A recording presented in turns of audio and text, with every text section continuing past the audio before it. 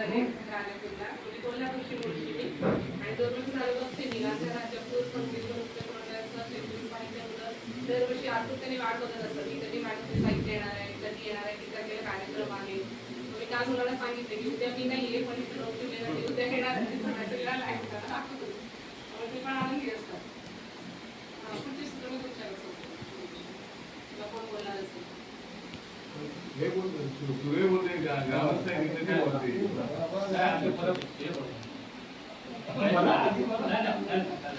आम्ही दोघे माझी शिक्षक आहे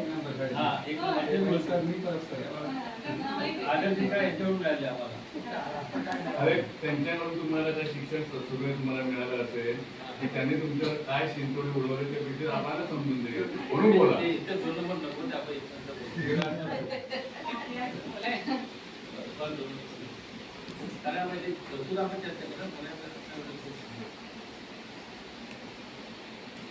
व्यासपीठ या शाळेचे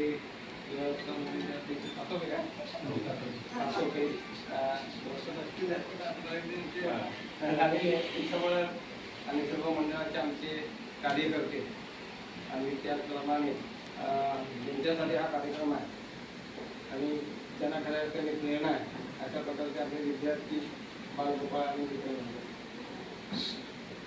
लालगाव राजापूर संगमेश्वर उत्कर्ष मंडळ या मंडळाचं स्थापना 1991 साली झाली आणि 1991 सालानंतर अविरतपणे न थांबता कोणत्याही प्रकारचं खंड न पाडता अशा प्रकारचे कार्य या मंडळात केले जातात. आपल्याला माहित आहे बऱ्याचशा ठिकाणी अगदी मंडळ स्थापन होतात. ही मंडळ स्थापन झाली पहिल्या वर्षी 1-2 वर्ष चालू करतात, काही ठिकाणी बंद करतात. परंतु या ठिकाणी अविरतपणे अशा प्रकारे सेवाभावी संस्थेने काम करणारं हे माझ्या मतेने पहिलंच मंडळ आहे आणि खरोखर त्यांचं कार्य हे कसं वाखाणण्याचं. आता हे का बरोबर टिकून राहिलं तर ज्या ठिकाणी त्यांच्यामध्ये असणारा भव्य विचार म्हणून म्हटलं जातं कोणताही भव्य विचार हा कधीच ज्या विचाराने प्रेरित झालेली माणसं असतात ती अविरत इतर कुठल्या जगाकडे न पाहता. आता आपल्याला माहित आहे पंढरीची वारी सुरू आहे, बरेचसे लोक आषाढी पौर्णिमेला पुढे चालले, पंढरपुरात चालले आहे. परंतु या मंडळीचे एकच लक्ष असतं की आमचा पंढरपूर या शाळेमध्ये आहे. हा विद्यार्थी ही माझी रुक्मिणी आहे, हा विद्यार्थी हा माझा शिक्षक आहे. हे त्या माणसात देव पाहणाऱ्या अशा प्रकारचं हे मंडळ आहे. हे एक आगळं वेगळं आहे. बघितलं तुम्ही या ठिकाणी कुठल्याही प्रकारचा मान ठाण मुळीच या मराठा अशी कुठल्या प्रकारची भावना आहे आणि निस्वार्थीपणे अविरत सेवा ही केली झाली पाहिजे आणि म्हणून खऱ्या अर्थाने देव ते फक्त या बाळगोपाळांच्या पाहिजे. त्यांचं कार्य खूप मोठं आहे. गेली अनेक वर्ष हे मंडळ कार्य करत आहे. जवळजवळ 243 मुलींना त्यांनी दत्तक घेतलेलं आहे. त्यांचा आजन्म प्रकारचं शिक्षण सुरू आहे आणि त्यांनी विविध क्षेत्रामध्ये ते व्यक्तीने अनेक विद्यार्थी मोठमोठ्या पोस्टवरती आहे की जेणेकरून त्यांना आर्थिक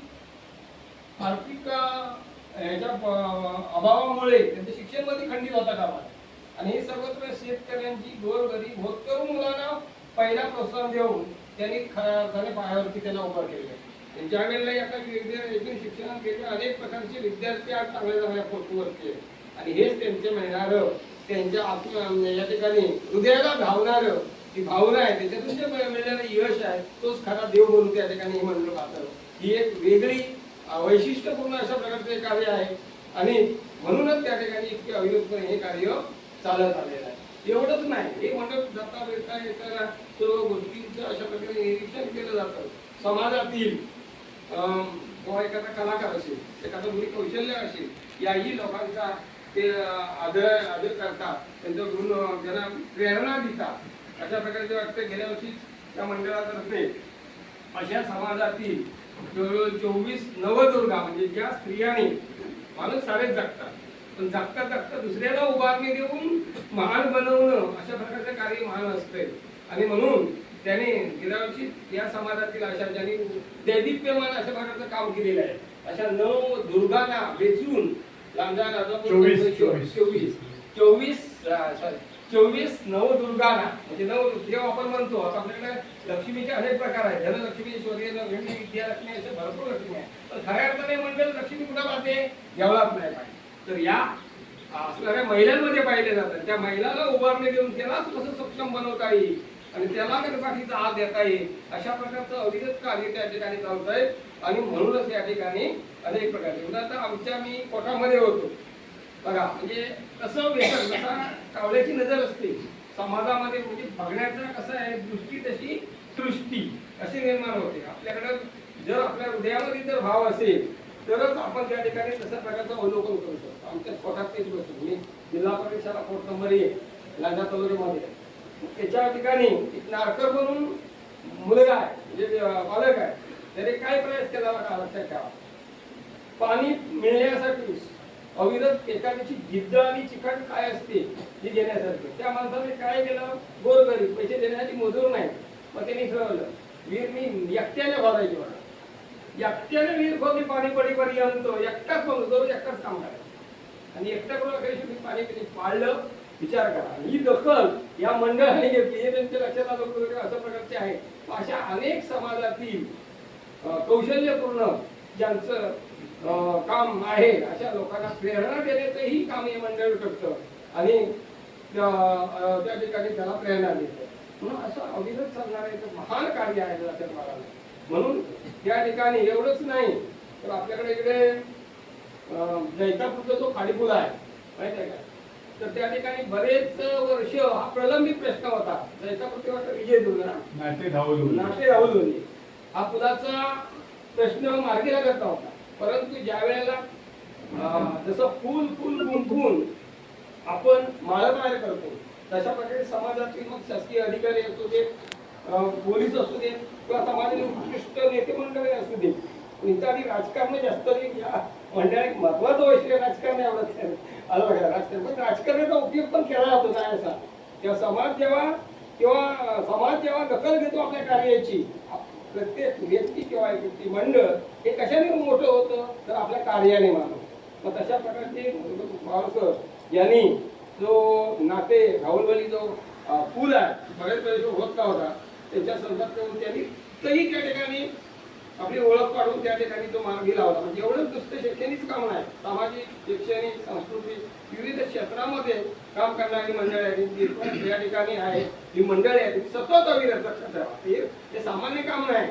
आता इथे दौरा संपला या वर्षी की संपला, पुढल्या वर्षीचं नियोजन काय, पुढल्या वर्षीचं नियोजन काय करावं, कसं करावं लगेच होईल. म्हणजे एकच ध्यास मुलांचा विकास, म्हणजे त्याच्यातच पाहिलं होतं. बाकी तुमची इतर उठाठेवी बाकीच्या असतील त्या लक्षातच नाही.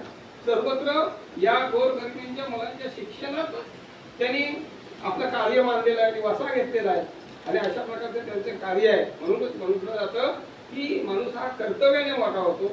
जेव्हा कर्तव्य तुमचं थोर असतं तेव्हा समाज आपल्याकडे येतो, मदतीचे हात आपल्याकडे येतात. सांगायला लागत नाही आपल्याला मला जिंदगी म्हणून आपोआप ती लोक या ठिकाणी मग हे जम्मू काश्मीरवरून आलेले जम्मू काश्मीर ऍडव्होकेट आहे. विचार करा का कोकणातली परिस्थिती जाणून घ्यायला पाहिजे. ही व्यक्ती या ठिकाणी म्हणजेच मंडळाचं कार्य आहे आपल्याला इथून सिद्ध होतं. तर त्या व्यक्तीसाठी आपण सर्वांनी पुन्हा गोरगरिबांच्या मुलांसाठी पुन्हा एकदा टाळायला लक्षात घ्या. तेव्हाच खऱ्या अर्थाने त्या मंडळाचं त्या सदस्यांचं कार्याचा गौरव त्या ठिकाणी नक्कीच होतो. आलं लक्षात मला हेच समाजाप्रती आपलं ऋण आहे. आपण एका अध्यात्म म्हटले तर 100 रुपये तुम्ही कमवला तर 100 रुपये ते एक अष्टमांश भाग हा परमेश्वराचा असतो. या परमेश्वराचा विविध अशा प्रकारच्या समाजकारी उपयोग असेल त्यासाठी करायचं खऱ्या अर्थाने तेव्हा तो परमेश्वर प्राप्त होतो आणि तुम्हाला कसलीच वाण लागत नाही. हे मला तरी अधिकार, तुम्ही जेव्हा चांगलं कार्य करता तेव्हा तुम्हाला आपोआपच अनेक पद्धतीचे हात चालून येतात. कारण आपला विचार तो भव्य असतो, कधी भव्य विचार म्हणत नाही. हे माझा पूर्ण विश्वास आहे त्याच्यावरती.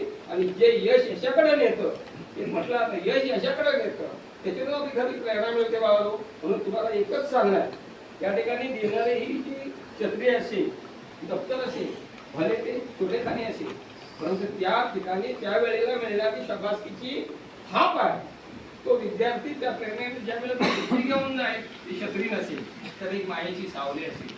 ती सावली त्याच्या जेव्हा अंतर्मनात रुजत होईल तेव्हा त्याच्यामध्ये पण जागृत होईल. अरे रे, त्या मंडळातून मला आज याच्याकडची मदत मिळाली, ती छत्री मिळाली, ती भावना एक प्रेरणा म्हणून ठरली. म्हणून आता बाई म्हणाल्या जसं पंढरीकडे जाताना विठोबाकडे वारकरी बघतात तसं मुलं विचारताय मंडळ कधी येणार. हेच खरं यश आहे. आणि ही काही सामान्य गोष्ट नवी म्हणजे त्यांना वाटतंय की आत्मीयता आहे मंडळाबद्दल की आपल्याला काहीतरी मिळणार, आपल्याला एक आधार मिळणार.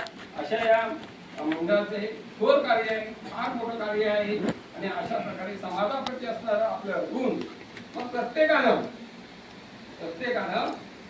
कुठं आपण खर्च करायचा हा प्रत्येकाने ठरवायचा आहे. आणि त्या ठिकाणी खऱ्या अर्थाने देशप्रेम, राष्ट्रसेवा ही त्याचं आणखी काय देव हे आपण समजून जाऊया. आणि म्हणून मला तुम्ही पण अशा प्रकारचे अतिशय शिक्षणाबरोबर संस्कार खूप महत्वाचे आहेत, कृतीमूल्य महत्वाचे, तुम्ही जीवन कौशल्य महत्वाचे. ही जीवन कौशल्य विकसित करा, अभ्यास करा. आणि आई वडील काय असतील त्यांचंही त्या ठिकाणी तुम्ही समाजकडून राहा. समाजामध्ये दीन दुबळा अंधा असेल त्याला मदत करायला शिका. परमेश्वर तिथंच आहे. आलं लक्षात काय, तो नक्कीच तुम्हाला त्याशिवाय राहणार नाही. आणि विविध स्पर्धेमध्ये भाग घ्या, विविध कौशल्य आत्मसात करण्यासाठी घ्या. प्रत्येक काम हे एक काम आहे. मग ते भांडी घासणं असू दे, झाडू काढणं असू दे, कपडे व्यवस्थित लावणे असू दे, साऱ्या गोष्टीमध्ये सुद्धा परमेश्वर आहे. हे जेव्हा आपल्या हृदयामध्ये निर्माण होईल त्यावेळेला मनुष्य मान म्हणायला कधी वेळ लागणार नाही. तर अशा प्रकारे आपले जीवन कौशल्य तुम्ही ठेवा. आणि तुम्हाला जे शैक्षणिक काही मदत लागेल बाईंना बोला. तुम्हाला पुढे तुमचे शिक्षणाचे दरवाजे बंद होता कामा नये. तुम्हाला कसलीही अडचण आली आमच्याशी संपर्क साधा, बाईंशी संपर्क साधा, आमच्याकडे संपर्क साधतील. पण तुमच्या शिक्षणाचा जो प्रवाह आहे तो कधीच खंडवायचा नाही. किंवा एखादी विद्यार्थी आहे शिक्षण तुला 12वी झाली कुठं मला काय शिक्षण घेता येत नाही, मला अशाशी संपर्क साधा आणि तेच आम्ही तुम्हाला मदत करू. आपण शिक्षण थांबवू नका. कारण म्हणूनच त्या सावित्रीबाईंना खऱ्या अर्थाने आपण धन्यवाद द्यायला पाहिजे. तर अशा प्रकारे कार्य तुम्ही आपला प्रवाह शिक्षणाचा कायमचा सुरू ठेवा. तुम्हाला समाज नक्कीच मदत केल्याशिवाय राहणार नाही. तेवढे करून मी